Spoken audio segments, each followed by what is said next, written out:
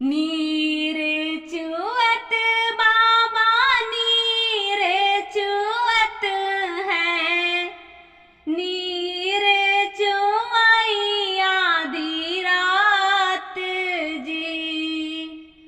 ऐसे बापैया कैसे नींद पड़त है, जही घरे कन्या कुंवर जी।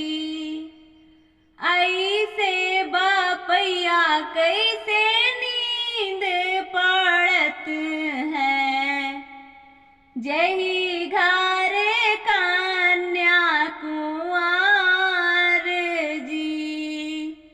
कुइया के पनिया सुखाई गई बेटी, पुराइन बात कुम्हलाई जी। गंगा जमुना बीच रेत पड़त है, कैसे का करऊं बियाह जी।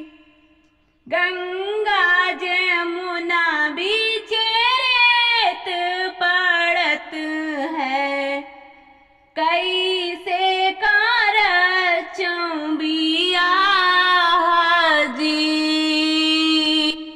जरई बापैया तोहरा धान सुनवा जा